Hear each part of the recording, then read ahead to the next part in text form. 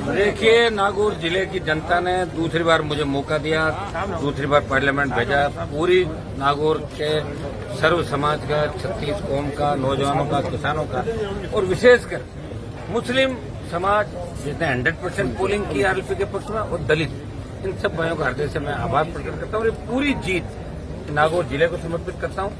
और हमारे सामने जो प्रत्याशी थी इंडिया बुल्स की मालकिन, ईडी के दर से भाजपा के अंदर आई और कभी भाजपा की विचारधारा की नहीं थी, लेकिन भारतीय जनता पार्टी ने बार बार इसको यहाँ पर लेके आए। ये लोग पहले 14 के अंदर हारी, फिर 19 में हारी, फिर विधानसभा हारी, फिर हारी। तो मुझे लगता है कि अभी तक ये पीछा छोड़ेगी नहीं। चौथा मायरा हम लोगों ने भर दिया इसका वोटों से और आगे भी होगा तो हम लोग तैयार हैं। नागौर की जनता किसी बरगलाव के अंदर नहीं आएगी। जमकर सत्ता का दुरुपयोग हुआ नागौर के अंदर, आचार संहिता की धज्जियां उड़ाई भारतीय जनता पार्टी ने, वो सारी शिकायत हम लोग करेंगे। और निश्चित रूप से जो लोकतंत्र की बात हम कह रहे हैं वो आप देख ही रहे हो, सारा लोकतंत्र सड़कों पर किस तरह दम तोड़ता नजर आ रहा है। दुर्भाग्य इस बात का कि आजादी के 75 साल बाद अगर कोई एसपी कलेक्टर बनता है और वो किसी नेता की फाटक खोलता है, किसी नेता की जी हजूरी करता है पोस्टिंग, इससे बड़ा दुर्भाग्य नहीं हो सकता।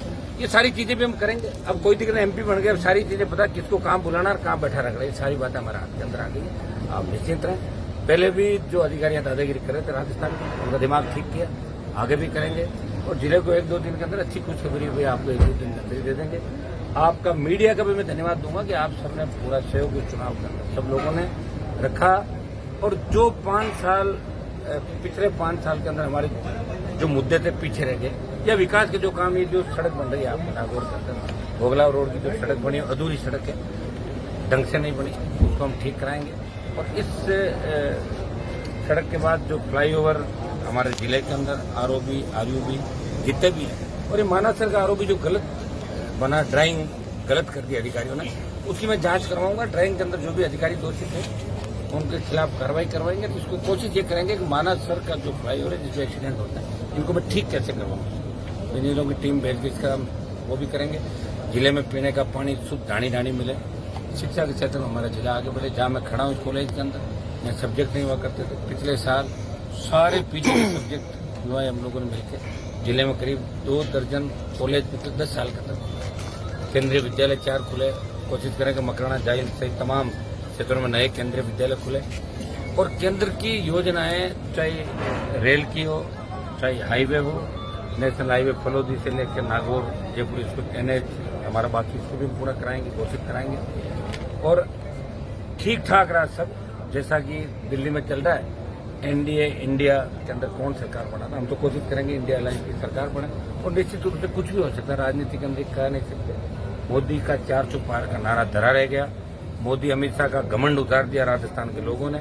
पिछली बार जो 25 आई थी उसमें मेरा बहुत बड़ा योगदान था, और अब की बार उनको धूल चटाई। लोकसभा के अंदर मैंने कहा था आ जाना, लेके चले जाना, चाहे ज्योति मिर्जा को लाना, चाहे खुद आ जाना। आए, चले गए। कुछ कमियां हमारी तरफ से रही थी, जिसकी वजह से जीत का मार्जिन कुछ कम रहा। हमने लाख वोटों से ज्यादा जीत मानी थी और जीत 40,000 पर आ गई। 25,000 वोट उस बल्ले वाले ब्लैक मेलर ने, जिसने विधानसभा में क्योंकि मेरे 5,000 वोट किए, तो ब्लैक मेलर ने 25,000 वोट कम किए। वो दिमाग से खेले हुए, नहीं तो जीत 40 की 65,000 वोट जाती। हम इन बातों का भी, ये राजनीति है, जो षड्यंत्र पल पल होता है, हम जानते हैं। जमीन से जुड़े लोग हैं, किसानों को बैठे हैं। मैं जाकिर साहब, MLA साहब और चेतन टूडी का विशेष रूप से धन्यवाद। इन्होंने बहुत ताकत लगा के इस चुनाव को मेहनत करी। सारे कांग्रेस पार्टी के विधायक, पूर्व विधायक, उन्होंने भी जितना वो कर सकते थे, सब लोगों ने अपनी तरफ से प्रयास किया। और जीत का श्रेय नागौर की जनता, कांग्रेस पार्टी और राष्ट्रीय लोकतांत्रिक पार्टी के तमाम लोगों को, और तमाम उन लोगों को जिन्होंने दिल से मुझे दुआ दी।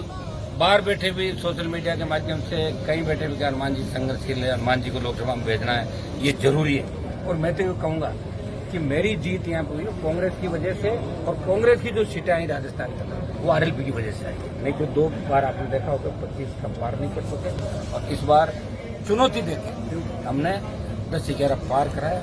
और भजनलाल के अंदर जरा सी भी नैतिकता है, उसको त्याग पत्र दे देना चाहिए। नहीं देगा तो आपको बाजार जाना ही पड़ेगा। ये तो तय हो गया कि उनको वही काम देखना जो पार्टी कार्यालय के अंदर मिठाई वाला काम है। तो